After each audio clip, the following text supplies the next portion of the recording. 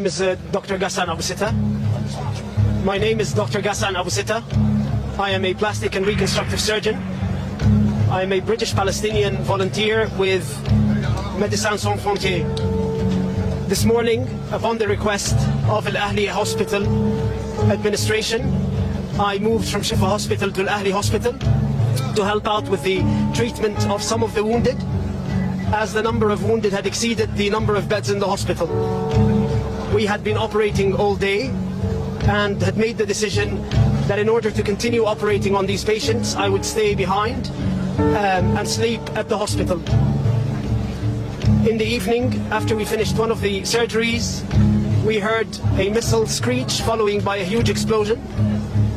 As a result of the explosion, part of the ceiling of the operating room fell. As I moved towards the outside of the operating room and towards the emergency department, we could see bodies of children piled up, both dead, not moving, and wounded. There were several who had been amputated. I tended to a man who had his leg blown off at the thigh.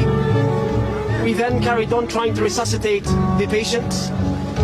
When the ambulance came, I decided to help out by carrying one of the wounded who had had a shrapnel in his neck into the ambulance. As I was walking towards the ambulance, there were body parts everywhere, and there were bodies piled up in the courtyard of the hospital. I then got into the ambulance and escorted the patient back to Shifa Hospital.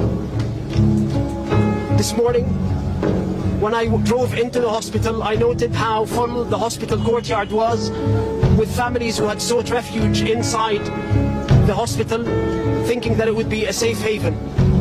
It's these very same families who are now either dead or critically wounded as a result of this attack. This is a war crime that the world has seen coming. Israel has been warning the entire world that it was going to attack Palestinian hospitals, and it did exactly that.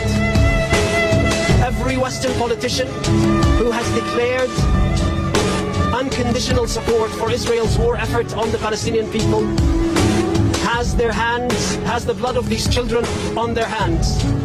That unconditional support is what led us to this massacre. The impunity that Israel believes it has from its Western allies is what has led to this massacre. No other country feels the impunity to target hospitals and get away with it.